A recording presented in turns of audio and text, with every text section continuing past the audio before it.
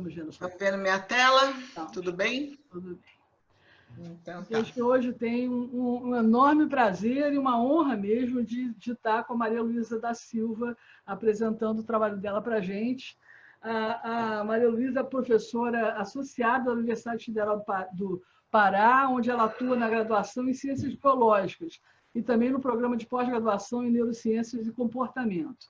A Malu fez Biologia na graduação e ela fez mestrado, doutorado e pós-doutorado em Neurociências e Comportamento na USP. Ela criou e coordena o Laboratório de Ornitologia e Bioacústica da UFTA, e nesse laboratório ela se dedica ao ensino e pesquisa em ornitologia e comportamento animal. Especialmente, é mais focado no estudo do comportamento animal em ambiente natural, comunicação sonora de aves, bioacústica, análise matemática da comunicação sonora e percepção ambiental. A Malu publica internacionalmente nas melhores revistas do assunto, por exemplo, na Nature, na PLOS One, na PeerJ, e ela foi a primeira mulher e a primeira latino-americana a fazer parte, ser membro do International Bioacoustics Council desde 2003. E essa entidade é a entidade responsável por todos os desígnios da bioacústica no mundo, desde que foi fundada em 69. Malu fez pós-doutorado na Universidade de Cambridge, na Inglaterra, e também no Instituto de Ciências Biomédicas da USP. Ela coordena grandes congressos internacionais, tenho pena dela, porque a coisa pior que tem no mundo, mais difícil de fazer, são os congressos, é muito complicado. Verdade, é. Muito difícil. E a gente está tendo esse prazer enorme de ter a Malu hoje falando para a gente sobre as contribuições da bioacústica para a linguística. Quer dizer, ela adequou o tema dela para a nossa área. A gente está muito grato a você de você ter feito isso, viu, Malu? E a gente queria muito te ouvir. Muito obrigada de você ter vindo. Eu que agradeço vocês. Nossa, estou adorando. Sempre gostei dessa área de linguística, né? Sempre me atraiu muito. E aí, agora, recentemente, só com o trabalho da Ana, que a gente pôde concretizar, né, essa ponte, né? Mas nós vamos falar, então, de algumas contribuições que nós fizemos com os passarinhos mesmo, né? Com o estudo das vocalizações dos passarinhos, que aí a gente vai ver que tem bastante coisas em comum, né, com a nossa forma de vocalizar, né, e de memorizar e tudo, e o comportamento verbal com a comunicação acústica dos animais, né? Então, muito obrigada, vou começar.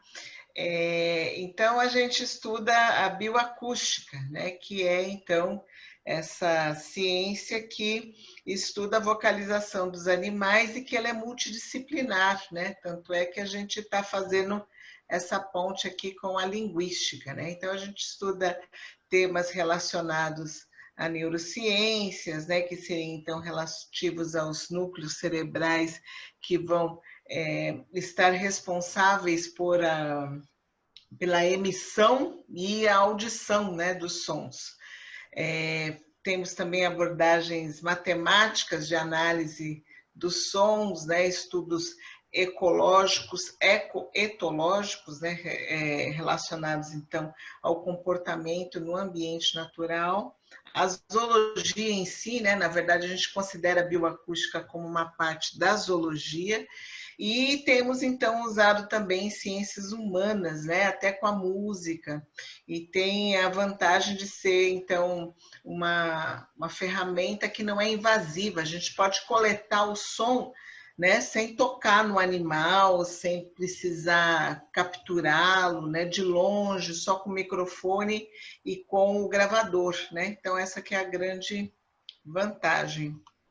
Então, os primeiros, né, só dar um panorama assim do que é a bioacústica, começou então com os primeiros registros assim de sons, de uma tentativa de registro de sons, né, com o Hercule Florence, que era um francês que veio numa das primeiras expedições, primeiras não, né, teve várias expedições, em uma expedição chamada bem famosa, né, essa expedição Langsdorff, que durou 4 anos aqui no Brasil, e ele veio como um cara que fazia o diário de bordo, vamos dizer, da expedição, né? Ele registrava e ele era desenhista.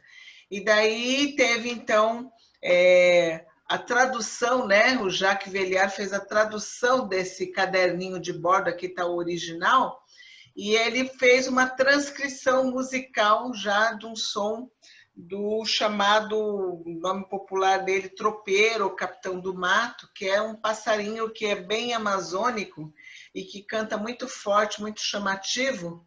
E daí ele fez, então, esse registro, né? Deixa eu ver se dá para vocês escutarem o som. Estão escutando? Vamos. Vocês já conheciam, acho, né? Esse som, né? Que é o som do... É o som da Amazônia, né? Você sabe que você está na Amazônia quando você escuta esse som. E aí ele fez já uma transcrição musical, né? Que está aqui no caderninho dele. E isso já foi tipo o início, né? De uma tentativa de fazer o sonograma, né? Que seria, então, o que eu coloquei aqui, que a gente pode fazer hoje em dia, que seria, então... a descrição do som com a variação da frequência ao longo do tempo, né? A frequência aqui no eixo do Y, ao longo do tempo aqui no X. Então, com isso, você pode ver o som, né? E ler esse som como se fosse uma partitura musical, né? E é assim que a gente faz. Então, leva os alunos lá no meio da mata, com um microfone todo direcional, com um binóculo e um gravador desses que é profissional, um gravador de alta qualidade, que é muito leve, hoje em dia a gente faz com muita facilidade isso, né? Dá para fazer uma gravação razoável até com celular, mas com esses equipamentos realmente fica um som mais bem definido, melhor para a gente analisar. Você deixa o microfone fica lá parado, você deixa... Não, a gente tá vendo essa menina aqui, tá carregando aqui o microfone. A gente tem também essa técnica, né, de uma gravação passiva. Você pode deixar um microfone embutido direto no gravador, por exemplo, na árvore, né? Mas aí ele grava todos os sons, não é direcional, né? Então, hoje em dia está muito na moda esse tipo de abordagem, mas, na verdade, eu sou das antigas, né? De ir mesmo no campo e com esse microfone ultradirecional, que é aqueles... É o mesmo microfone usado nos filmes de Hollywood, né? Esse é um microfone... Na verdade, a parte mais cara do nosso equipamento é o microfone. E daí você aponta para a fonte sonora, né? Inclusive, você não precisa nem ver o passarinho, você só aponta para a direção certa e daí você grava o som, né? Então, ele é muito... Uma gravação com um microfone desses ou com um refletor parabólico é muito melhor do que uma gravação feita com esses que você deixa na árvore gravando passivamente, né? Mas aí depende do objetivo, né? Por exemplo, se eu deixar dentro do ninho, dentro de um local que o bicho canta bem pertinho, aí tudo bem, né? Não tem tanto problema. Então, depende do objetivo. Mas esse microfone, assim, direcional para nós que vamos para o meio do mato mesmo, é essencial, né? Então, no nosso grupo, nós encontramos, então, aqui um lugar lá perto dos arredores de Belém, um fragmento de floresta de terra firme, e, inclusive, eu construiu uma casa lá, tudo, para a gente ficar fazendo as pesquisas, né? Então, todo mundo, meus alunos vão lá e fazem as gravações e a gente faz observações do comportamento e fizemos também trabalhos em relação à percepção ambiental das pessoas, né? Como que as pessoas veem, então, os animais, né? Então, fizemos trabalhos nesse sentido também. Então, aí seria... Vocês estão vendo direitinho? Vocês estão vendo esse quadrinho também com a carinha de vocês no meio do slide, não? Não, vocês estão vendo o slide direitinho? Quer dizer, cada um põe esse quadrinho onde quiser. Você pode mexer com ele. Mas eu queria saber se vocês estão vendo esse quadrinho, onde ele está, exatamente onde eu coloco, não. Ah, não, não. O seu eu não vejo, eu vejo o meu. Ah, tá, então tá bom. Entendeu? Então, beleza. Então, aí é o local onde nós ficamos, né, no Belém do Pará, e perto de um local turístico, na estrada, no meio, no caminho para Mosqueiro, nós temos essa reserva aqui delimitada em amarelo, e que nós fizemos, então, os nossos trabalhos lá, né? Então, vou falar um pouquinho do que é comunicação e alguns exemplos, né? Na verdade, eu vou falar mais de 2 exemplos sobre essa aplicação, né, dos nossos estudos para a área que pode ser aplicada para a área da linguística, né? Então, lembrando que a comunicação ela é essencial para o animal, porque sem a comunicação ele não consegue encontrar um parceiro para se reproduzir, né? Então, ela é essencial para a reprodução. Tem que lembrar disso, né? Que o principal é encontrar, né, um parceiro da sua espécie. Para nós parece óbvio, né? Parece evidente, né? Mas se você for um passarinho pequenininho desse tamanho no meio da mata, né? Escura e tudo, então, e você tem que achar o seu parceiro certo da sua espécie, não pode ser da outra parecida. Então, você vê a importância da comunicação, que pode ser, então, visual, acústica, química, elétrica, táctil, mas que, por exemplo, no ambiente floresta amazônica, floresta atlântica, que ela é muito fechada, muito escura, o som é um meio de comunicação de escolha, né? Dentro dos rios amazônicos também. Então, muitas espécies aquáticas, elas podem utilizar a comunicação elétrica ou a sonora, né? Nesses ambientes que não tem o visual, né? Para nós é um pouco difícil de entender, porque nós somos seres visuais, né? Nós estamos sempre nos referenciando à própria espécie de forma visual, mas existem espécies, então, que elas vão usar realmente o som, a vocalização como meio principal de comunicação. Então, estudamos então as manifestações sonoras das aves, por exemplo, que nós chamamos de canto, né? Como se fosse então algo, que bonito, né? Melodioso e tal, é um canto, né? Como se fosse música, mas não é sempre assim, né? Na verdade, é só para os animais, é o sinal de comunicação que tem como função biológica primordial reconhecer a própria espécie, é um reconhecimento específico. Mas nem todas as espécies têm sons melodiosos, por exemplo, para se comunicar. Mas um nome que nós damos nesse caso é canto, tá?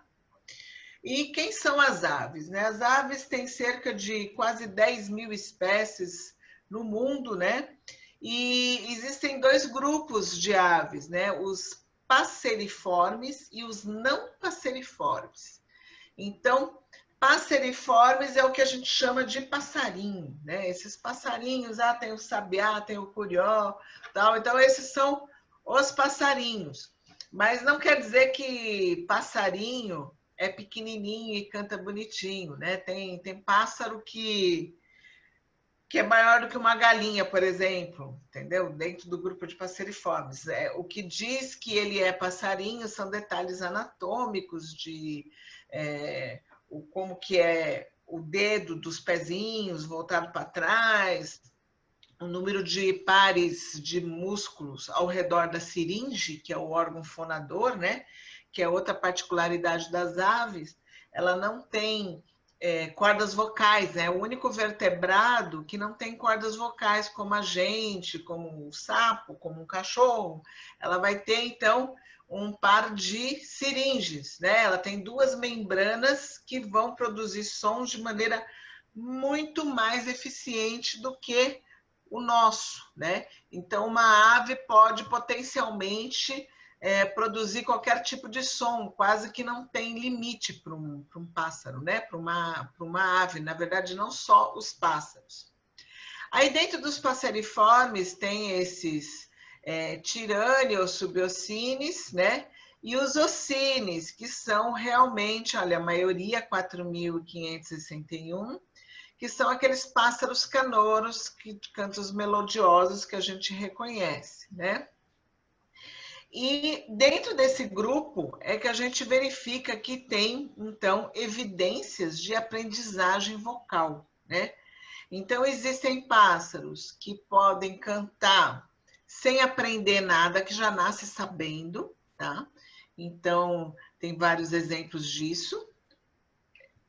Você quer falar? Dessa classificação ou de outra? Não deu para escutar tudo. Dentro dos passeriformes, tanto dentro dos passeriformes como dos não passeriformes? Ah, aí é que tá, né?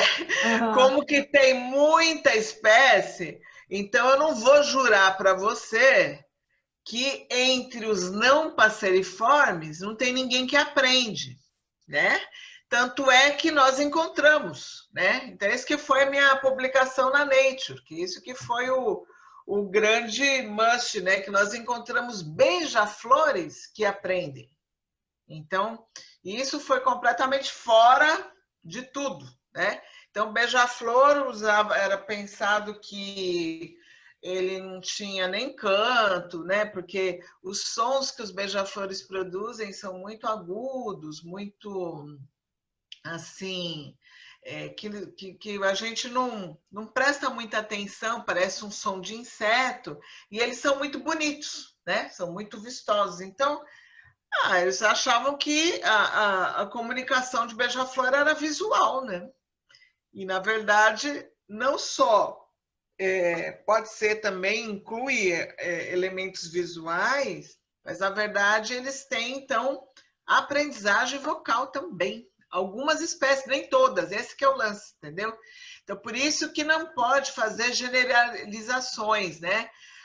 O que acontece com o ser humano, acontece com o passarinho, acontece com o peixe? Não, né? Não pode, depende da espécie.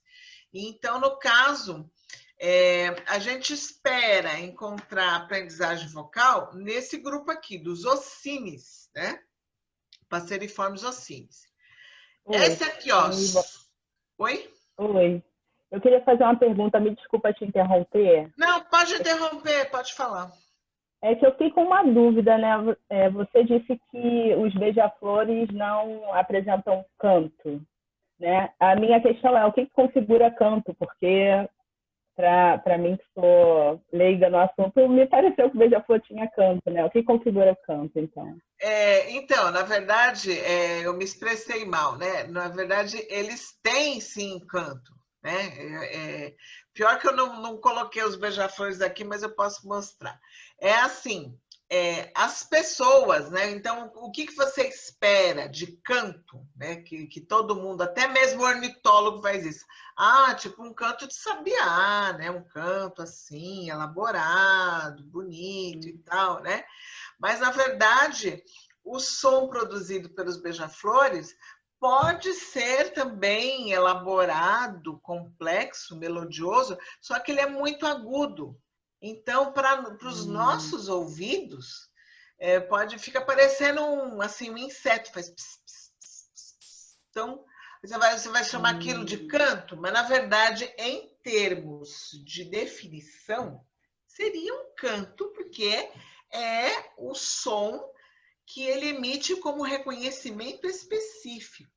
entendeu? Não, a parte melodiosa, ou se isso soa como música para você ou não, isso independe. O que a gente olha quando a gente observa uma espécie, né, é o que representa para ela aquele som.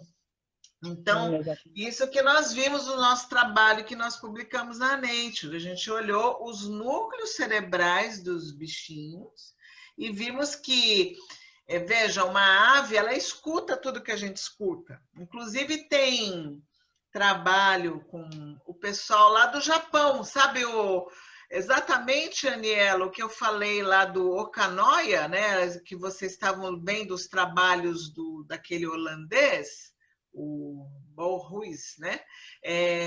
Eu não conhecia ele, mas eu conheço muito bem o Okanoya. E o Okanoya, na verdade, eu conheci o orientador do Okanoya, que é o Watanabe, e que ele fez trabalhos com, vamos dizer, Beethoven e Chopin. E ele pôs isso para os passarinhos diferenciar. E aí ele descobriu que os pássaros, eles diferenciam melhor do que a gente. O estilo, não é só o som. Vamos dizer, eu ponho um Chopin para você, né? Você aprende. Eles são muito melhores do que eu, né? Você vai colocar lá um Chopin e um Beethoven, coloca 2 tipos, por exemplo. Aí você coloca uma terceira peça, que que o passarinho nunca escutou, mas ele é capaz de dizer se aquilo é Chopin ou é Beethoven pelo estilo. Então, para você ver... Como é o teste? Incrível. Como é que é? Como é que é o teste? Você põe algum estímulo bem legal para ele, né, ficar animado. Então, ele tem que ficar com fome, né, e tem que associar as diferenças com comida. Então, se ele acertar, ele ganha comida. Então, é assim que o pessoal começa a treinar o bichinho, né? E daí você percebe que ele faz muito mais do que você imagina. Então, quer dizer, escutar, ele escuta muito bem. Mas precisa ver o que aquele som representa no cérebro dele, o que significa. O Beethoven e o Chopin têm significado para ele? Na verdade, não, porque o que isso vai mudar na reprodução dele, na vidinha dele, né? Agora, o som da espécie dele tem significado e é isso que a gente mostra nos núcleos cerebrais. Aí ele vai mostrar isso com maior atividade, né, metabólica naquele local, entendeu? Nos núcleos auditivos e tal. Então, é isso que a gente viu, né? Então, quer dizer, isso tudo que eu estou falando, o que se sabe, assim, mais ou menos, em relação à aprendizagem vocal em ocíneos, que é esse grupo de aves canoras. Mas pode ter uma porção de surpresas, vamos dizer, entre aspas, entre os outros grupos que não foram estudados, né? Porque, na verdade, a grande produção de estudos, né, principalmente da Europa e Estados Unidos, por exemplo, na Europa, e Estados Unidos também, né? Seria então o Paleártico e o Neártico, que a gente fala em termos de biogeografia, né? Que a gente divide o mundo conforme as espécies, entendeu? Então, por exemplo, então é aquela coisa, por que aqui não tem gorila, não tem leão, né? Por fatores históricos, então, em termos de biogeografia, né? Então, poderia ter um leão aqui na savana, no cerrado, talvez, mas não tem por causa de fatores históricos. E a mesma coisa tem a distribuição de todas as espécies, né? Então, lá nos Estados Unidos Estados Unidos ainda tem um pouco de tirane, mas na Europa não tem subiocines. Então, o pessoal não fazia trabalho com subiocines, nem com outros grupos. Beija-flor só tem nas Américas, né? Então, muito foi considerado, né, aquela coisa de eurocentrismo, né? Só a pesquisa europeia que interessa, né? E aí, só fazendo pesquisas durante muitos anos com espécies da Europa, o pessoal considerou que só tinha aprendizagem nos cantos diocenes, né? E aí a gente está vendo que não é verdade, que tem outros grupos. Ah, por que que um tem aprendizagem e outro não? É uma questão de estratégia, entendeu? É uma questão, então, né? Então, o Bem-te-vi, ele já nasce falando Bem-te-vi. Bem-te-vi, ele não precisa aprender a falar Bem-te-vi, mas o sabiá precisa aprender o canto dele. Então, a gente pode reconhecer que tem pelo menos duas formas, né, de mediação do canto, um canto inato e um canto aprendido, né? Posso só fazer mais uma perguntinha? Pode. Nesse que a gente sabe que é inato, tem menos variação do que esse que é aprendido? Você vê individual, idiosincrático? Ele tem menos variação porque toda variação vai desviar do padrão específico. Então, a variação é eliminada, certo? E no caso do que tem variação já populacional, individual, intraindividual, é como se a variação fizesse parte deles mesmo. Teria que ter variação para ser considerado bom, né? Então, são estratégias opostas. Mas é um pouco mais complicado do que isso, na realidade. A gente fez trabalho também com cantos inatos e vimos pequenas variações que permitiram o reconhecimento individual, inclusive, né? Então, se você pegar qualquer caractere e avaliar em detalhe, você vai achar diferenças, né? Então, seria isso. Então, a aprendizagem vocal em pássaros, ela ocorre igual com seres humanos, né? Se você nasce e não escuta nada, se você nasce surdo, você não consegue emitir o som, elaborar o som, porque você não escuta nem você mesmo, né? Para poder articular esse som. A mesma coisa é o pássaro, né? Vou mostrar alguns exemplos aqui. Então, demanda, né, um controle sensório-motor. Esses passarinhos que têm canto inato, se eu isolar também um bem-te-vi ou deixar ele surdo, o bem-te-vi que ele vai emitir não vai ser muito bonito, não. Vai ter uns probleminhas também, embora ele seja inato, né? Mas vai ser reconhecido pela espécie, né? Pelos exato. Essa que é a diferença. O ponto é esse. Se ele emitir meio esquisito, mas ainda vai ser reconhecido pela espécie. Aquele que é aprendido, como por exemplo desse slide aí, o tico-tico da Califórnia, ele não vai conseguir fazer um canto reconhecível pela espécie se ele ficar em isolamento, né? E aí teria essa questão aí que a gente estava conversando aquele dia, né, Aniela, a questão, um período sensitivo, né, de aquisição, que pode começar até dentro do ovo, tá? O bichinho nem nasceu ainda, mas ele está escutando, né? Aí tem a questão de estocagem, né? E é como se fosse um treino, né? Então ele aprendeu, escutou, aí em torno entre o 50º dia aqui até o 100º dia, ele fica emitindo o que a gente chama de subsong. Seria assim um murmúriozinho assim, né? Então, exatamente isso que acho que a Ana vai falar um pouquinho, como se fosse o balbuceio de bebê, né? Ele fica treinando e tal, né? Então ele fica aqui treinando nesse momento. Mas quanto aos pássaros, nesse momento aqui, ele não vai adquirir novos elementos para o som dele, entendeu? O que ele tinha que aprender, ele aprendeu até aqui, ó, nesse momento aqui, tá? E aqui, depois, ele tem realmente a cristalização do canto. Ele vai fazer o canto definitivo dele nesse momento aqui, né? Entre 100 e 150 dias, né? Então, aqui, esse experimento é o seguinte, é para mostrar que ele tem como se fosse um filtro para saber qual o som da espécie dele.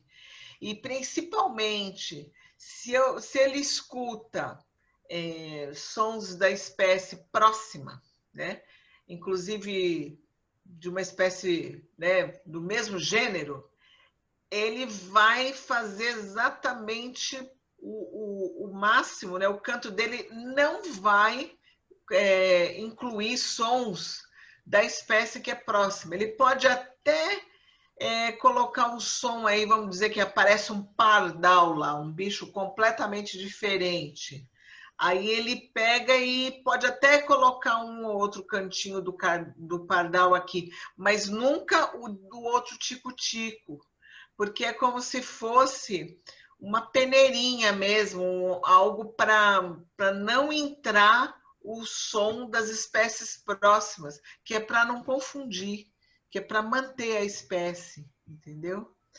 Então, essa que aqui esse slide está mostrando, né? E aí tem várias formas de fazer essa aprendizagem vocal, né? Então, tem essa aprendizagem sazonal, que acontece, então, com alguns pássaros que ele, a cada momento, assim, de primavera, né? Seria a cada momento de período reprodutivo, ele pode mudar um pouco o canto, né? Porque, no caso, então, a maioria, né, das espécies, pelo menos que se tem conhecimento, ele teria, então, que aprender conforme o período reprodutivo, seria o macho, e conforme o nível de testosterona, certo? Então, tá ligado? Se eu aplicar testosterona numa fêmea que não canta, ela começa a cantar. Então, tá ligado diretamente. Tem uns que têm aprendizagem limitada pela idade, né? Que então, aqui um exemplo. Malu, eu não entendi muito essa coisa da mudança. A cada vez que passa uma primavera, ele muda um pouco, é isso? Tipo assim, tem uma primavera aqui e ele tá cantando. Aí passa a primavera, quer dizer, o nível, e aqui está mostrando também o nível de testosterona abaixa. Aí ele deixa de cantar. Aí ele para de cantar. Tá? Então, por exemplo, sabiá, né? O sabiá, vou dar exemplo de um sabiá. O sabiá canta de agosto a fevereiro. Então, começo de fevereiro, ele está cantando meio tímido ainda. Não, começo de agosto, ele está cantando meio tímido ainda, tal. E aí vai aumentando o nível de testosterona. Ele está ligado diretamente à criatividade, ao que ele costuma aprender dos outros e tal. Aí ele vai colocando mais elementos, ele vai cantando bem. Aí chega o pico mais ou menos em outubro. Aí quando chega janeiro, fevereiro, já está baixando os níveis de testosterona. Aí ele para, ele vai simplificando, vai mudando o canto, entendeu? Então é que é a aprendizagem sazonal. Aí no final, a partir de fevereiro até agosto, ele não canta nada. Aí vamos dizer, começa de novo em agosto. Tem a ver com a energia que ele despende, ele não tem mais tanta energia para despender em fazer firulas. Não, é porque aí ele fica ocupado com outras atividades, né? Por exemplo, cuidando dos filhotes. Ele ajuda, o macho ajuda a cuidar, né? Então ele canta exatamente para mostrar a função. Ele canta que é para atrair a fêmea, para manter o território. Então, nesse momento que ele está cuidando dos filhotes, aí ele não tem mais tempo de ficar cantando, entendeu? Ele fica fazendo outra coisa. Sei. Aí ele para, não é tanto questão de energia. Está comprovado que para cantar não despende tanta energia, na verdade. Então, a questão é fisiológica mesmo, do ciclo reprodutivo. Então, aí, no próximo ciclo, aí com outro aumento da testosterona, aí pode ser que ele cante diferente, entendeu? Ele vai mudar, ele vai fazer um canto diferenciado. Embora um estudo assim, ao longo do tempo mesmo, com as espécies daqui, quase não conheço estudos assim, né? Para provar isso que eu estou dizendo, né? Então, foi feito com algumas espécies lá da Europa, mas é bem difícil fazer isso, né? Eles fazem com um experimento em cativeiro. E tem o exemplo do canário, que ele canta a vida inteira diferente. Ele vai colocando novos elementos. Igual a gente, né? Nós aprendemos a vida inteira. O que tiver de... Se eu ensinar umas palavras novas para vocês, vocês vão aprender, né? E o canário é assim também. Então, isso que é chamado de open-ended learner, né? Aprendizagem ilimitada. Tem várias espécies que são assim, né?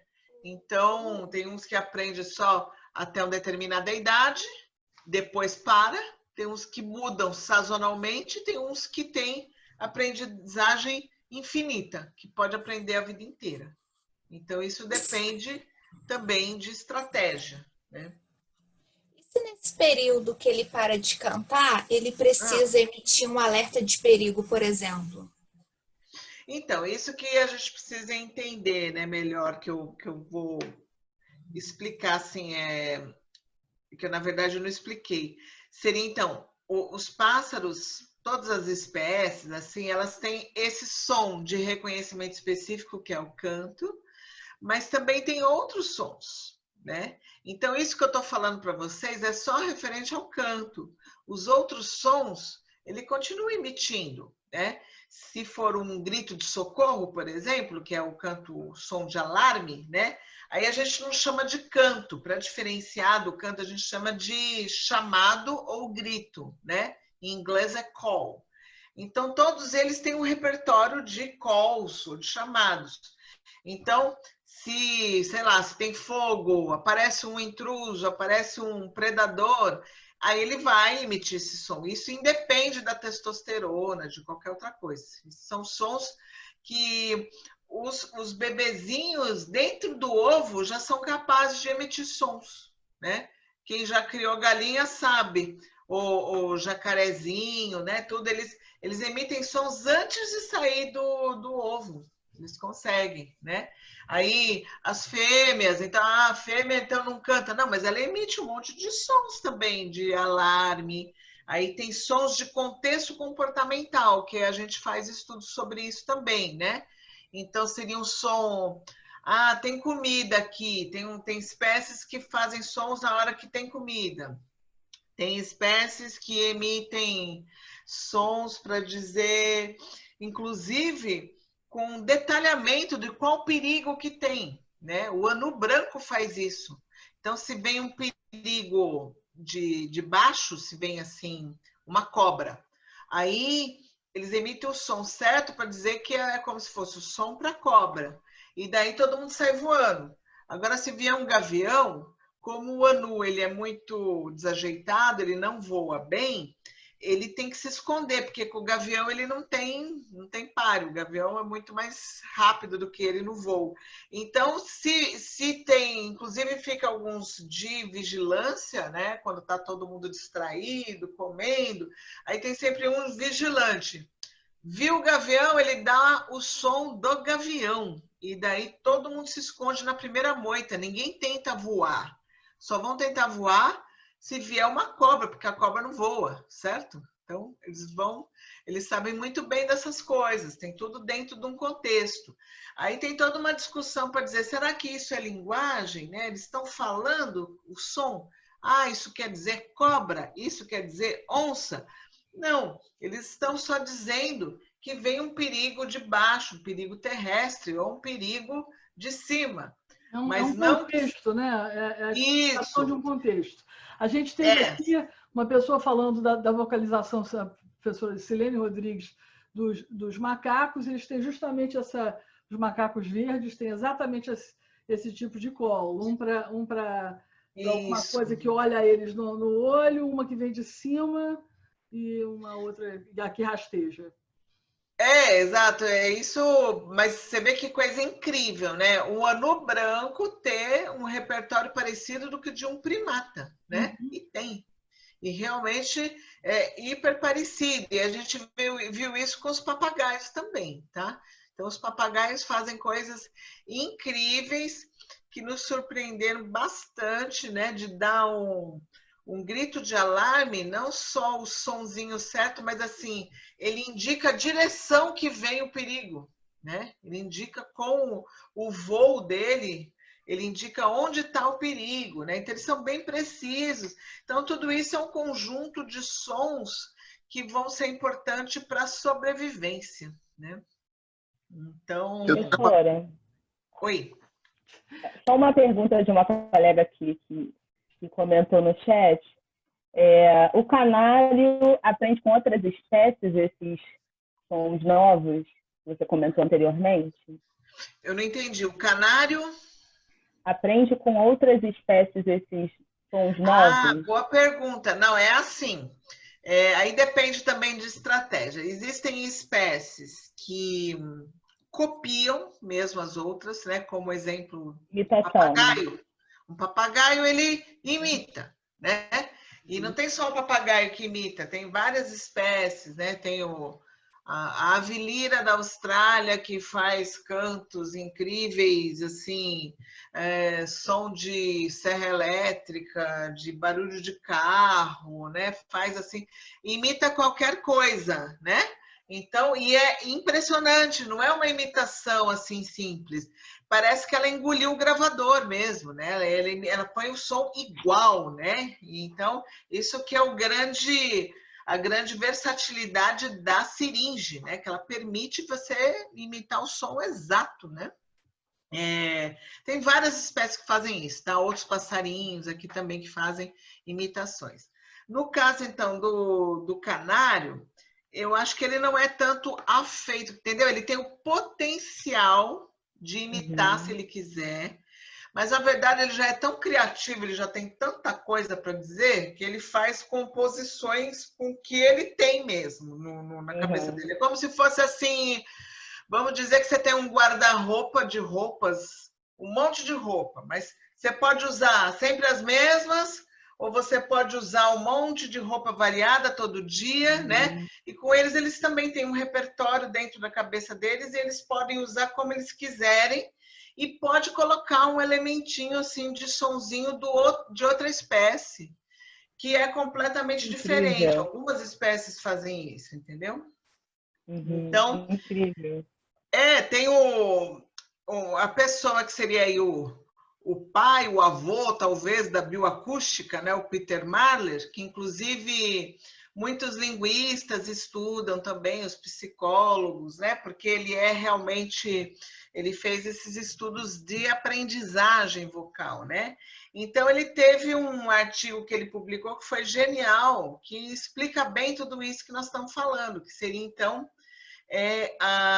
seria o instinto para aprender, né? Ele deu esse conceito, que seria, então, a ontogenia dos cantos complexos, né, mediados pela aprendizagem, então ela pode ser concebida com o conceito de instinto para aprender, quer dizer, ele tem algumas coisas que são inatas, que você tem que ter para uma base inata, para poder aprender em cima, não de qualquer coisa. Você não vai cantar qualquer coisa, o passarinho vai cantar dentro dos parâmetros da espécie, né? E não é, então, como uma tábula rasa, né? Que seria, então, não tem nada, ele vai aprender tudo do zero. Não, ele tem algumas coisas. Ele vai, por exemplo, sabiá vai aprender... configurações de fábrica, né? Exatamente. Ele tem, então, as configurações que a gente pode dizer do sabiá, vamos dizer, ele tem que cantar entre 1.005 kHz, ele tem que ter uma melodia tal, cerca de 2 notas por segundo, então ele tem tudo aquilo que já vem de fábrica, vamos dizer, né?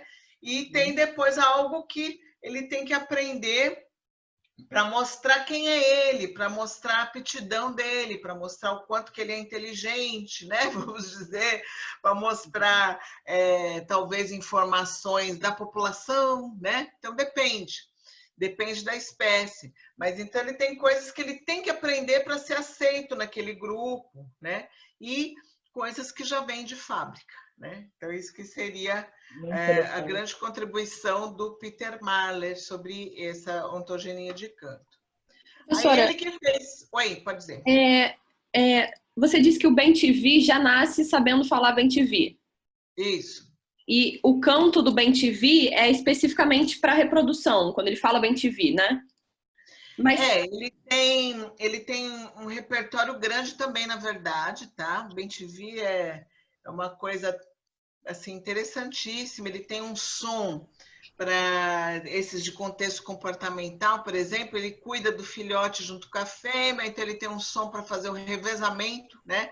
Ah, ela está no ninho, agora é a vez dela buscar comida, e ele que vai cuidar do filhote agora. Então, eles têm um som para isso, eles têm um canto de madrugada, né? Alguém pode dizer aí, já escutei o bem-te-vi cantar esquisito de madrugada, né? Então, de madrugada é meio estranho ainda assim, ninguém sabe muito bem o que significa esse canto de madrugada, mas ele tem um som só para madrugada, aí ele tem esse som de bem-te-vi, e tem, ele pode cantar só o bem, né? Não sei se já ouviram falar, ele fala bem, né? Bem, e não fala o resto, né? Então, tem uma variação, quer dizer que ele tem um repertório de sons, né? Mas você reconhece As o fêmeas também, bem-te-vi. as fêmeas também cantam? Elas cantam outros sons, mas não o bem-te-vi que eu saiba. É muito difícil porque não tem dimorfismo sexual, né? Esse que é o problema.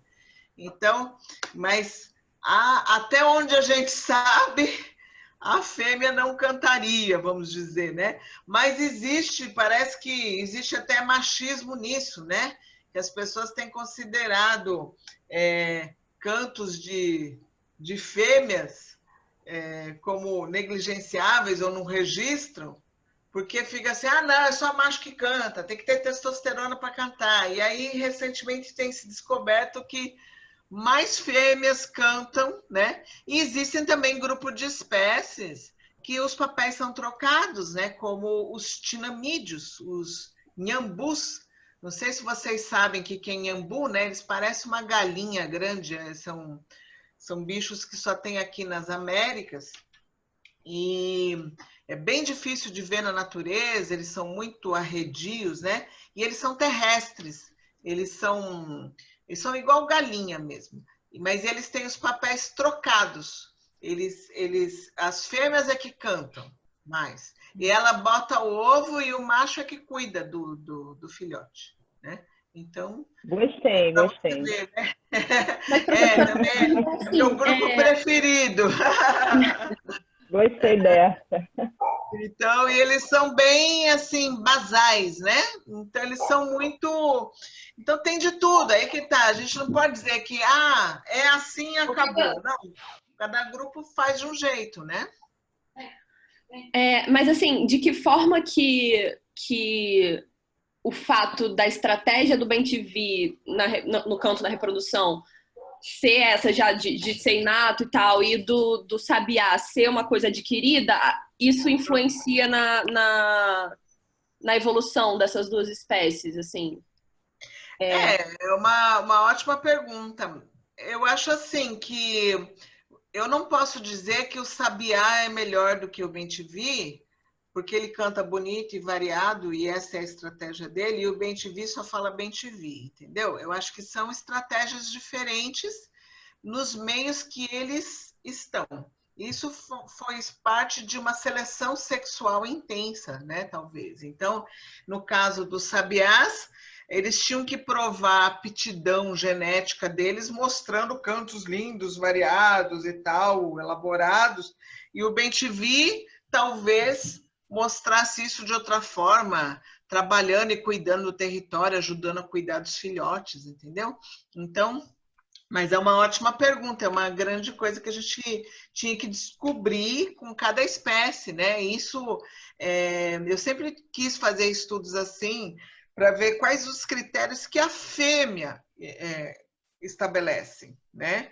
Por que a fêmea escolheu esse macho e não o outro para ter os filhotes dela com aquele macho, né? Qual é o critério de qualidade genética? O que ele está vendo? Aí você pode pensar, lógico, se ele cantar mais complexo, eu faço os cálculos aqui, então esse canto que a fêmea vai escolher, que é o melhor, não sei, porque o critério é a fêmea que estabelece, não a gente, né?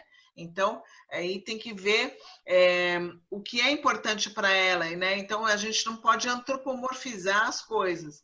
Então, para responder essa pergunta, eu teria que ir a fundo em cada espécie de verdade, né? Eu acho que o que representa essas diferenças são realmente a seleção sexual, entendeu? Então, é a fêmea que vai dizer que critério é importante para ela, né? Isso já foi feito com algumas espécies, sei lá, até de peixe, por exemplo, né? Aí tem peixinho que tinha uma barriguinha maior do que o outro, e a fêmea sempre queria aquele de barriguinha maior, por exemplo, né? Desculpe. Então, o que é que ela prefere? Por quê?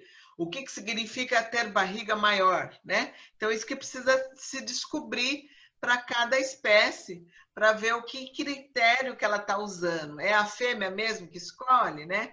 Então, mas tem, assim, uma infinidade de fatores, né? Não digo uma infinidade, mas vários fatores que vão ser preponderantes aí para incluir a escolha dela, né? E para o macho a mesma coisa, né? Então, tem muitas coisas aí. E no caso, então, eu tenho dificuldade nessas espécies aqui do Brasil que nós estamos estudando, porque o macho e a fêmea são iguaizinhos, né? Isso que atrapalha. Se as espécies fossem com dimorfismo, então, isso seria uma boa escolha. Ah, vamos escolher uma espécie com dimorfismo, ou então vamos marcar as espécies de alguma forma, né? Então, tem estudos assim. Mas complica muito mais marcação. Eu acho que seria muito melhor se o macho e a fêmea fossem diferentes para eu saber quem é quem, né? E aí ter o resultado melhor. Então, só mostrando aqui essa parte do estudo, então, do Peter Mahler, que é bem interessante. Ele pegou duas espécies que são bem parecidas, de passarinhos do mesmo gênero, né? Então, esse era o canto normal dessa espécie, de uma delas, Melospisa georgiana, e essa Melospisa melode, o canto normal dela, né? Então, é como se fosse uma partitura, os sons produzidos por essa espécie e por essa. Aí ele pegou e isolou esse bichinho aqui, num lugar que não podia escutar ninguém, e sem... com o ouvido intacto, né? Ela podia escutar a ela mesma. Então, ele produziu esse canto aqui, que já está meio anômalo, porque ele não escutou canto de outro, de vizinho, de ninguém. E esse aqui emitiu esse som, que é diferente também do som normal, tá? Aí ele pegou e isolou. Então, aqui, esse isolado com o ouvido intacto, ele é sem ter aprendido nada. E aqui ele aprendeu e foi isolado, né? E aí ele escutou as gravações do canto específico, ele não viu ninguém. Então, isso que a gente tem que ressaltar também. Além de escutar o som da própria espécie, ele precisa ver o bicho, porque eles são espécies, os pássaros são sociáveis, tá? Eles não gostam de ficar sozinhos, não. Eles têm Eu queria perguntar para a senhora sobre o assum preto, quando se pega um assum preto que melhora o canto dele, digamos assim, né? Se é horrível dizer isso, mas quando acontece de cegar o assum preto, que modifica... Acontece isso aí? Então, né? Eu tenho até dificuldade de falar sobre essa atrocidade, né? Que é realmente... Meu Deus! Na verdade, eu acho que no caso do... É o pássaro preto, né? Que eles cegam. Assum preto, né? Assum preto. Eles chamam de assum preto, mas é o... Agora esqueci o nome da espécie, o nome científico, mas é aquele do Nordeste, né? Que inclusive é aquela música famosa lá do Luiz Gonzaga, né?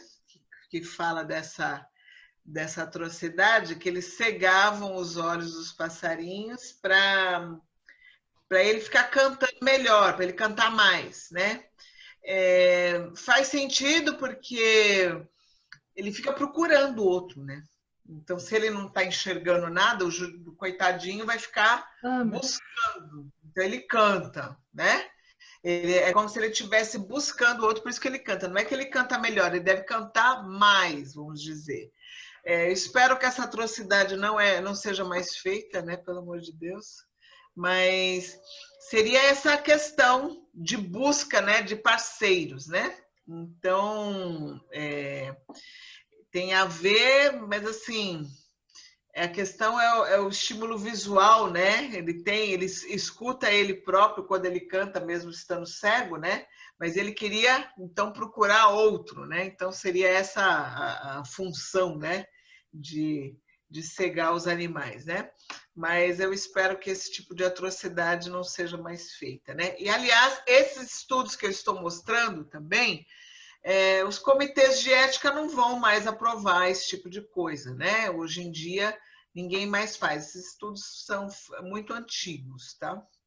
Então, eu acho que ainda se faz estudos invasivos e tal, né? Mas a tendência é não fazer mais, está cada vez mais difícil de fazer, né? Então, os sons que foram, então... esse B, o B e o C, a diferença entre o B e o C é que no B eles isolam e deixam o passarinho sozinho. E no C eles isolam, mas depois que ele ficou isolado um tempo, eles põem ele junto com o outro, é isso? Não, aqui eles colocam um CD, tipo um som só. Esse train daqui é CD. É o CD, entendeu? Tá. Só deixa ele escutar o som. Então, você vê que ele elaborou mais, tá vendo? Ele escutou. Então, ele elaborou mais, mas não é igual, porque ele tem que ver também. Aí, se ensurdeceram no último, no D, aí, então, olha só, aí ficou totalmente anômalo. Então, ele não pode nem escutar ele próprio. Então, ele emite som, emite, mas não tem nada a ver com o som normal. É um padrão já que se perdeu do padrão normal, né? Não consegue nem identificar. E eu queria saber se a diferença de A para B é alguma coisa de complexidade, né? O canto se torna mais simples, menos complexo, é isso? É verdade. E para C... A diferença de complexidade, né, elaboração, aí eu acho que esse tipo de critério a fêmea vai levar em consideração, entendeu? Uhum. Então, nesse caso, assim, eu estou supondo que a fêmea vai preferir esse som do que esse, por exemplo, né? Uhum. Certo? Interessante. Então, o que acontece, né? Existem núcleos cerebrais que estão relacionados à parte de audição, né? Desde núcleo basal até a parte, então, mais cortical cerebral, né? Isso aqui seria como se fosse a figura de um cérebro cortado no meio, mostrando em marronzinho aqui as vias de produção de som, que tem a ver, então, com o nervo hipoglosso, que vai dar movimento para a siringe e que vai produzir o som. E os que estão aqui em clarinho vão mostrar, então, as áreas cerebrais relativas, então, à audição. E aí as flechas estão mostrando as conexões que tem entre esses diversos núcleos, né? Então, que tem a ver com o controle respiratório também, com a parte, então, de produção do som e a audição.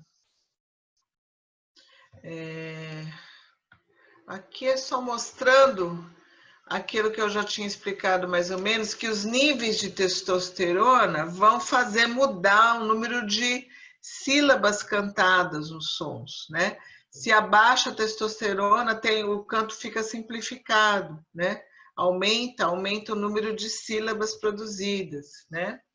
E aqui esse experimento mostra o que seria a elaboração e cristalização do canto sobre o hormônio da testosterona, que vai chegar, então, nos níveis mais altos aqui, que seria de canto elaborado, E aqui, por exemplo, se eu castrar um animal, ela nunca vai chegar nesses níveis.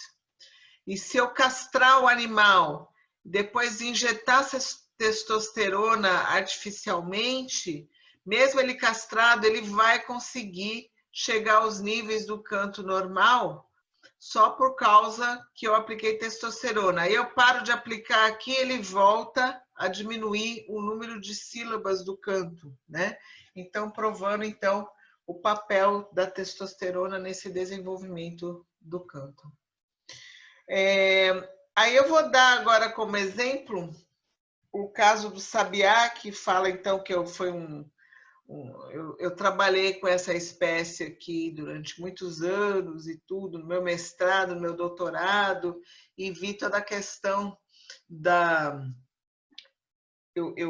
de toda a sintaxe do canto dele, de como que ele elabora suas emissões e tal, fez uma análise matemática detalhada, né?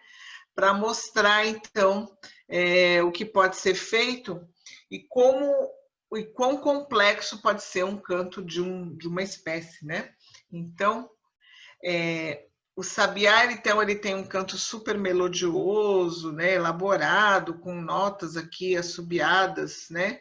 Então, que aqui é um sonograma representando o canto dele. E ele tem, então, uma variação, né, dessas notas, mas algumas ele repete, né? Igualzinho, um pouquinho diferente e tal.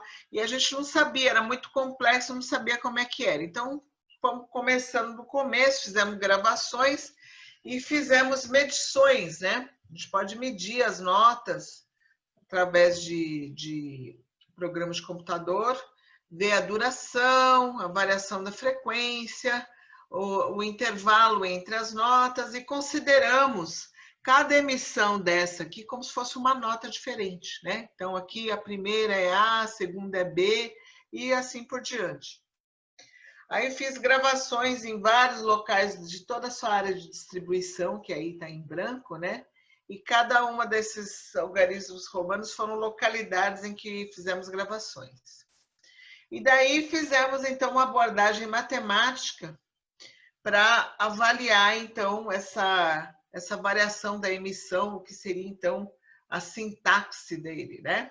Então, nós calculamos a entropia, que seria, então, como se fosse o número, né? A proporção de notas que tem, quantos As, quantos Bs, quantos Cs, né? E a proporção dessas notas condicionada também, né? Toda vez que ele emite um A, ele emite um B depois? Ou cada A vinha um A? Ou podia ser C, podia ser D, né? Então, a gente fez algumas abordagens dessa forma. Então, dando exemplo, como é que foi, né? Então, a gente pegou um passarinho número 1, ele tinha no repertório dele essas notas A, B, C, D, E, que a gente identificou que ele foi repetindo em frases como essa, A, B, C, A, D, A, C, B, A, D, E, né? Foi repetindo. Aí eu vou contar quantos As, quantos Bs, quantos Cs que ele vai emitindo em seguida e vejo o logaritmo desses números dividido pelo total das notas emitidas e vejo então um índice, né? Que isso que seria a chamada entropia, o índice de diversidade, que ficou, por exemplo, nesse caso, em 2,1, esse índice, né? Contando, fazendo esse cálculo. No pássaro 2, eu fiz, então, a mesma coisa, só que ele, olha só, ele toda hora ele repetiu A, B, C, A, D, E, C, C, né? Ele pode ver que a emissão dele aqui é muito mais repetitiva do que esse aqui. Então, a mesma espécie? Oi? A mesma espécie? A mesma espécie. Então, ele tem a entropia muito diferenciada. O repertório, inclusive, olha, é a mesma espécie, mesmo repertório, só que assim, se eu for olhar qual é esse A aqui, não é o mesmo desse aqui, tá? Lembrando, cada um faz um A diferente. Eu considero A a primeira nota que apareceu dele. o B, a segunda nota que apareceu dele. Isso faço de maneira individual. Aí eu fiz isso com 44 indivíduos diferentes e descobri essa variação de repertório. Eu descobri um passarinho aqui que só tinha uma nota e outro que tinha 36 tipos, né? Teve essa variação. Aí com uma média de uns 14 tipos de notas diferentes em todos eles. Aí eu calculei a entropia. Eu fiz vários cálculos que eu queria saber o que significava essa variação. É variação individual? Era uma variação populacional?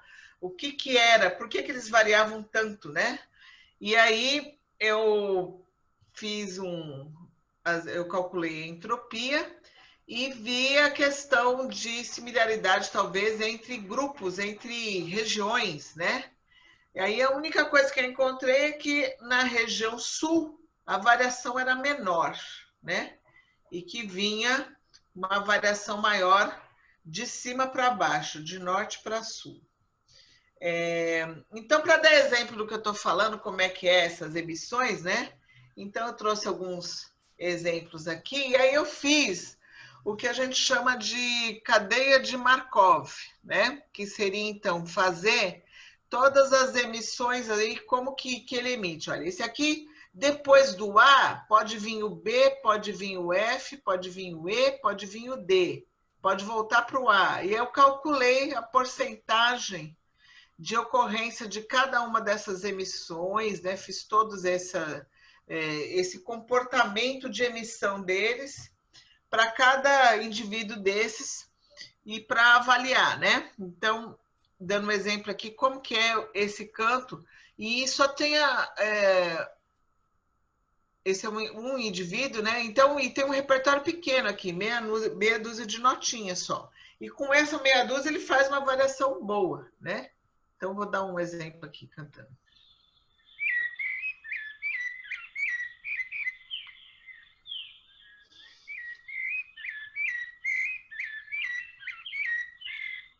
Então, ele, mesmo com um repertório pequenininho, ele consegue variar bastante.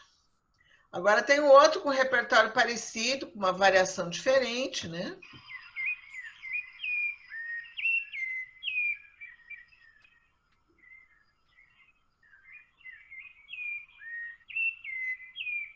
Então, lembrando que são todos da mesma espécie, mas que tem canto muito variado. Olha, esse já tem um repertório enorme, muito mais variação, né? Mesma espécie.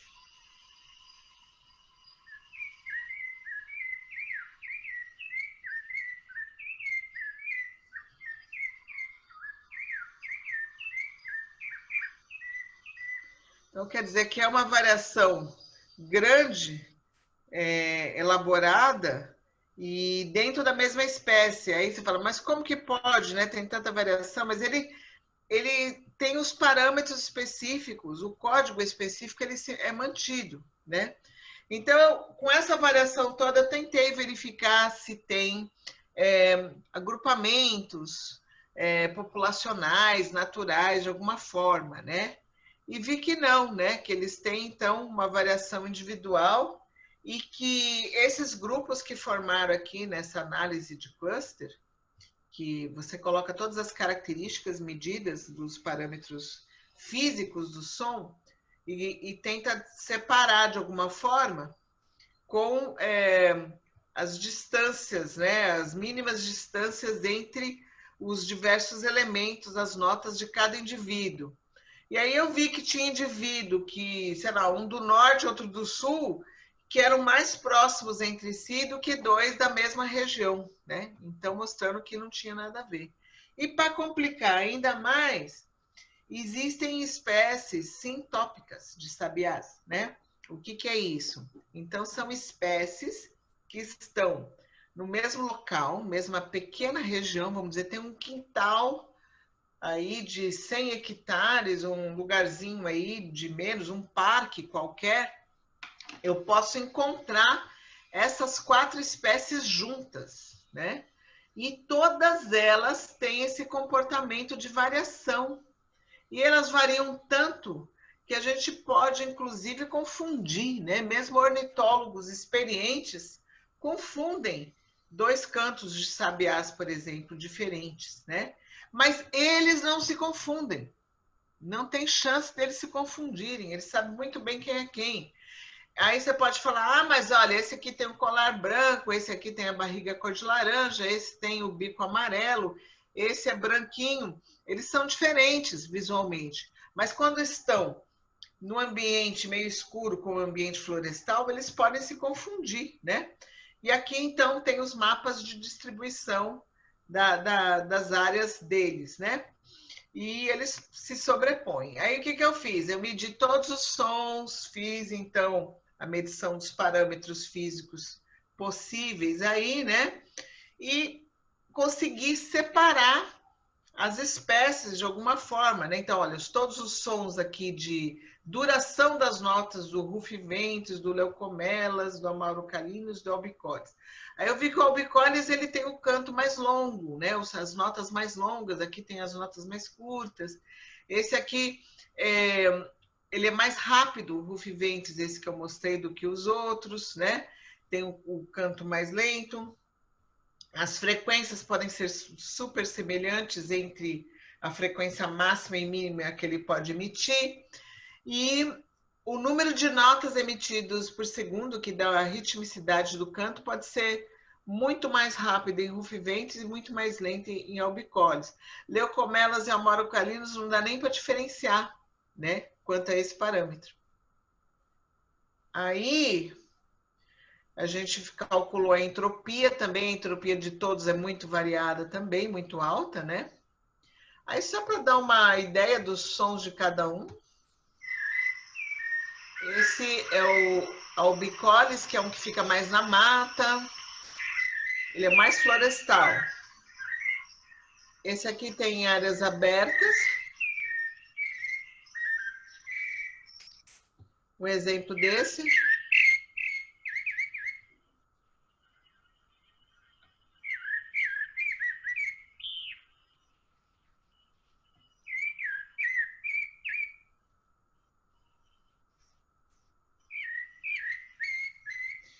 Esse é predominante nas cidades, na Amazônia. E na região sudeste, o que predomina é o laranjeiro, esse aqui.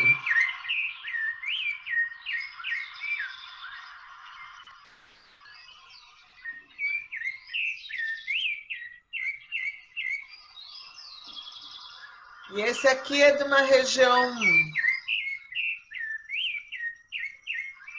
mais aberta, né, da área de cerrado.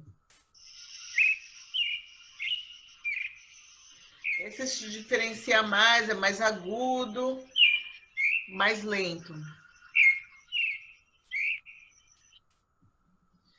Então, colocando todos os parâmetros e analisando, a gente vê que o tour dos rufiventes com leucomelas, olha, é impossível de separar só com os parâmetros físicos analisados. O amaurocalinus e o albicólis a gente consegue separar, mas o rufiventes e leucomelas se confundem. Aí a gente acaba tendo que usar as sequências, é como se fosse a sintaxe realmente para poder separar esses dois, né? Que no caso, então, o leucomelas, aquele sabiá branco, ele é mais repetitivo, ele repete as notas mais do que o rufiventes, né? Então, foi uma forma de avaliar, né? A gente viu que tem uma forma de separar as espécies, mas que é um pouco complicado para a gente, mas, na verdade, os próprios passarinhos, eles conseguem, né, se separar. Aqui esse slide não tá bom, eu coloquei conclusão de outro trabalho que eu não pus agora aqui, que é eu fiz a mesma coisa que eu fiz com os sabiás, uma espécie de beija-flor, e deu um resultado semelhante também, né? Então, isso foi o que a gente fez aí com o sabiá. Ainda tem coisas para serem descobertas e feitas em relação à questão das sequências, né? Que é isso que talvez, quem sabe, a gente trabalhe um dia, né? Aí faça uma análise um pouco diferenciada. Eu tenho todos os dados, eu ainda estou fazendo, ainda está rendendo muito esses dados aí, né? Foram quase 8.000 dados, né? Só de notas diferentes desses sabiás que eu tenho aí, né? E muitas sequências e tudo, mas que a coisa é bem mais complexa do que se imagina, né? E que pode ser. Mas, de alguma forma, eles se entendem, né? Eles estão se entendendo lá, essa complexidade faz parte da vida deles, né? E é o nosso caso de poder entender, né? Eu acho que eu demorei demais, eu não sei, acho que é melhor a gente parando por aqui, né? Senão não dá tempo dos outros falarem também. E daí, se você que eu ia apresentar, e depois a questão de papagaio, né? Dialetos em papagaios. Mas aí mostrando também essas variações populacionais, né? Que pode ter. E o recado é esse, né? Que realmente as espécies podem ser muito diversificadas, as estratégias são muito diferenciadas entre as espécies e que a gente tem que estudar mesmo, espécie por espécie, para poder dizer, né? Não pode generalizar, né? Ainda mais um ambiente tropical como o nosso, né? Que só tem uma diversidade em todos os níveis, né? Essa diversidade biológica, inclusive diversidade comportamental. Então, acho que eu vou parando por aqui, senão não dá mais tempo. Mas se vocês quiserem fazer mais perguntas, alguma coisa... Uma tonelada delas, muito interessante. Muito legal, né? Muito interessante. Malu, eu fico pensando, vocês não trabalharam com recursividade, né? Tentando ver se existe um padrão sendo interrompido de alguma dessas sequências e também com arranjos mínimos que diria, isso aqui é um grupo que está sempre junto. Seria interessante ver. Eles são territoriais, né? Eles são muito individualistas, no caso do sabiá, né? Então, e assim, quando ele está cantando, é como se fosse algo... Eu tive muita dificuldade de fazer essas gravações, porque é como se fosse algo muito íntimo e muito vulnerável para eles.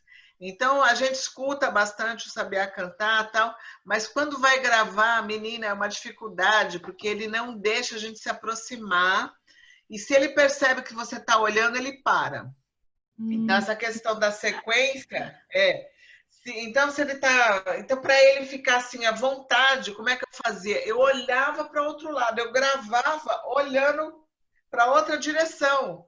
Porque se ele percebesse que eu estava olhando para ele, ele parava na hora. Né? Então, a sequência depende dele estar à vontade. E ele tem razão, né? Porque quando ele está cantando, ele está mais vulnerável aos predadores. Né? Então, ele se esconde para cantar. Ele não canta assim à vista, não. Né?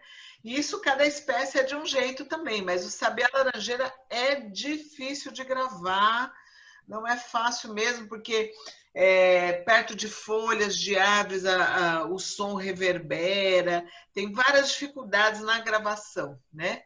E qualquer coisa perturba. Se cair uma folhinha perto dele, ele para de cantar também, entendeu? Então, essa sequência...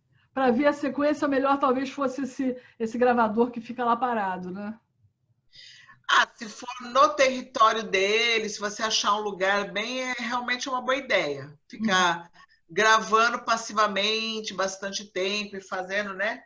É uma boa ideia realmente. Ter um local que tenha isso gravado sem ninguém interferir. Isso sim. Mas assim, eu imagino que o significado dessas sequências estão mais em relação a mostrar o que ele pode fazer, não que tenha um significado em si. Não é como a nossa fala, né? Tem uma gramática, ele fala assim, primeiro isso, primeiro aquilo. Eu acho que está mais a ver para dizer que ele está mostrando que ele é sabiá e que ele mora ali naquele local e que ele é tal indivíduo, entendeu? É isso que ele está falando. Mas para ele ser sabiá, ele não pode ser alguma outra coisa para ele ser sabiá. Então, essa infração para a gramática dele é que tem que estar clara para a gente saber o que é a gramática dele. Se você sabe... Eu acho que a gramática dele, né? Seria assim, a gente fala em código específico. O código específico dele deve estar codificado mais no ritmo das notas, tá? Isso que é bem claro. O número de notas por segundo que ele emite. Então, ali ele está dizendo que ele é sabiá, ele emite, sei lá, 2,2 notas por segundo, emitidos na faixa de frequência tal, né, de 1 a 5 kHz, com notas elaboradas, não muito repetitivas. Né?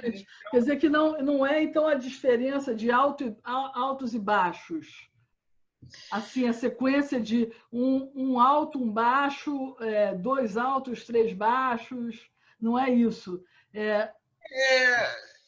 Eu tentei várias coisas. Eu fiz, principalmente no mestrado, eu fiz uma coisa assim incessante lá de medição dos altos e baixos dele, se é ascendente e descendente, né? Isso. E não descobri nada eu pus em análises de cluster lá para ver, não descobri nenhum padrão assim que fala, olha, ele só faz assim, ele só faz assado, né? Mas hoje em dia tem outras técnicas de análise, né? Inclusive eu tenho colaborador da estatística e tal, então a gente pretende fazer umas coisas diferenciadas para ver se a gente encontra, né, padrões, mas foi o que a gente encontrou até o momento, assim, né? Mas não está descartado, tem razão, seria bom ver mesmo todos, né? Porque como ele é tão assim elaborado, né? Pode estar escondido ali mais uns detalhes. Eu tentei fazer também experimento de playback modificado com o sabiá, né? Pegar o canto dele e colocar assim tudo igual, as notas tudo igual, e apresentar para ele, fazer o playback para ver a resposta, né? Então, isso é uma técnica que a gente usa muito também com outros trabalhos. Em linguagem, a gente faz reverso. Quando você faz reverso, às vezes uma língua natural deixa de ser natural. Então, por exemplo, se você pegar a percepção, você não conhece russo, tá?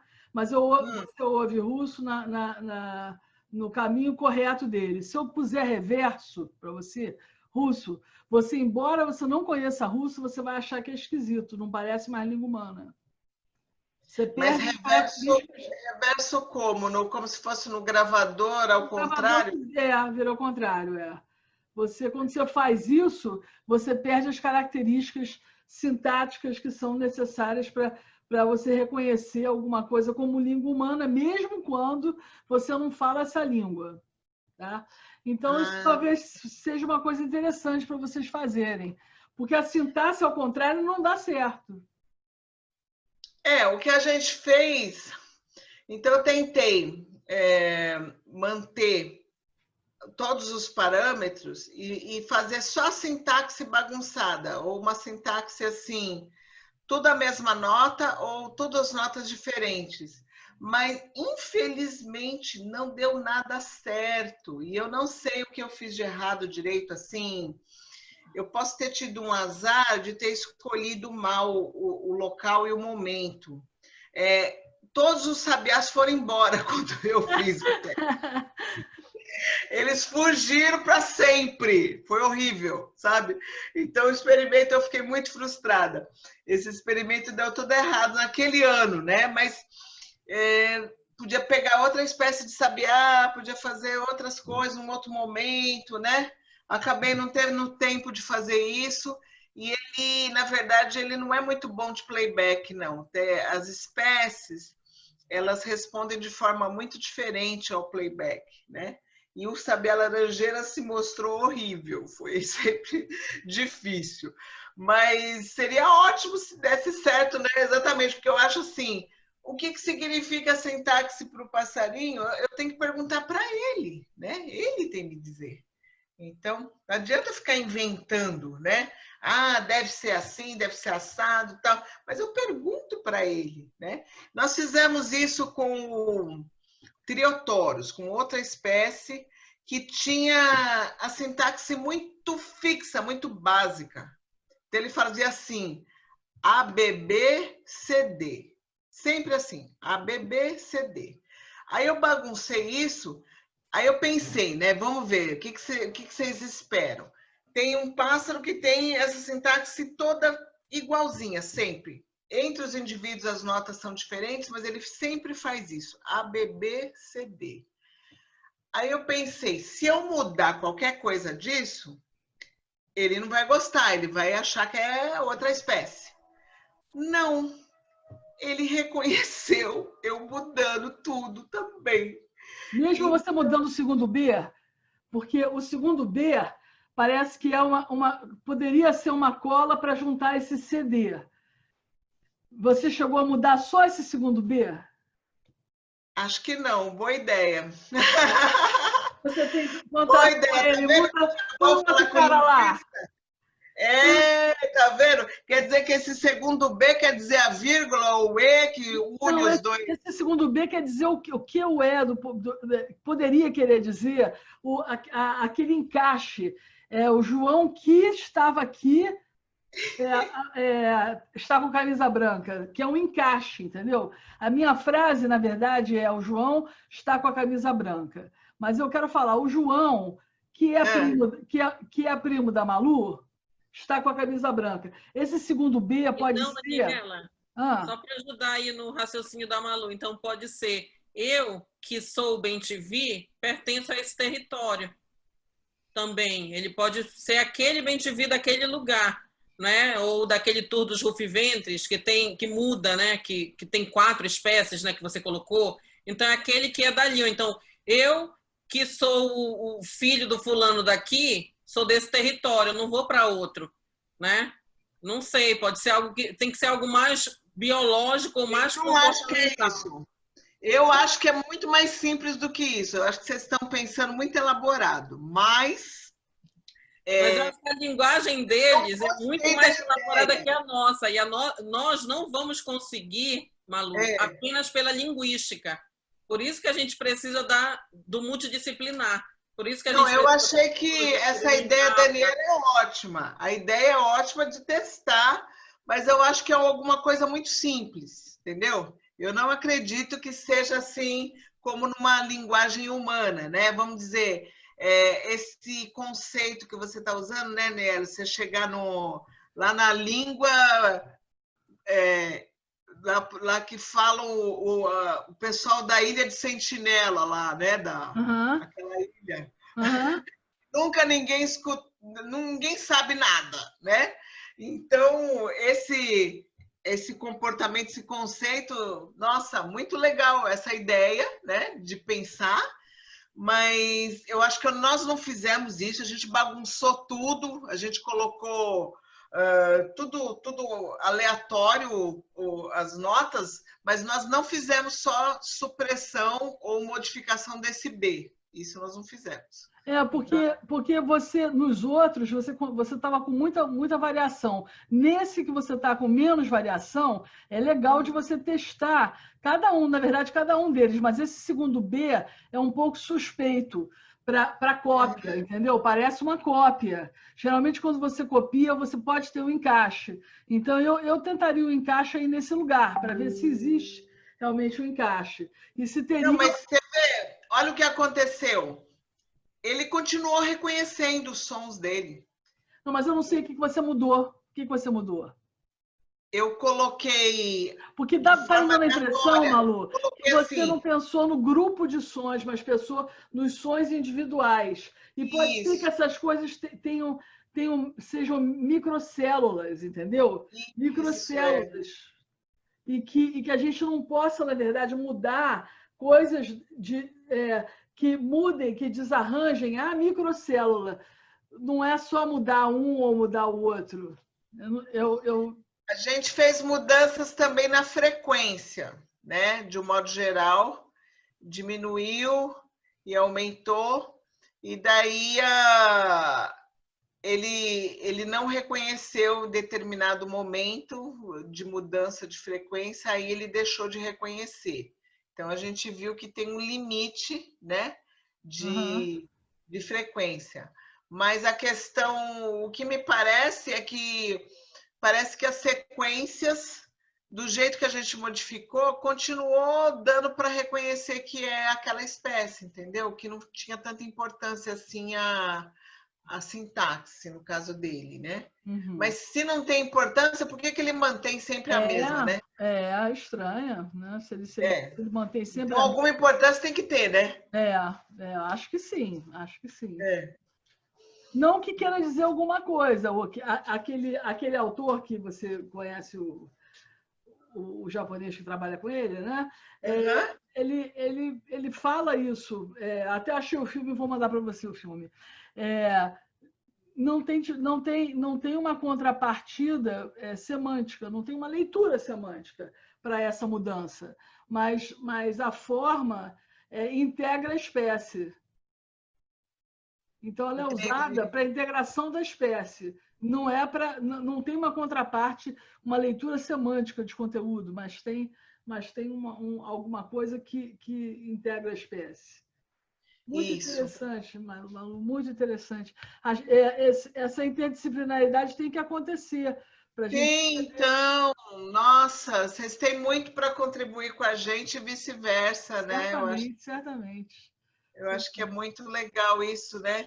Eu tinha um orientador muito bom nisso, no mestrado, que estava muito interessado, né, nessa questão que eu tinha falado para você, da linguística também, né? Então, até queria, numa próxima reunião, chamá-lo junto, né, para a gente conversar. Vamos fazer isso sim, vamos organizar para que ele possa vir, vai ser ótimo. Nós estamos muito interessados. Alguns de nós estamos muito nessa linha. De biolinguística. Tem alunos estudando isso especificamente. Olha, tem muito mais para mostrar, tá? Mas assim, fica para a próxima.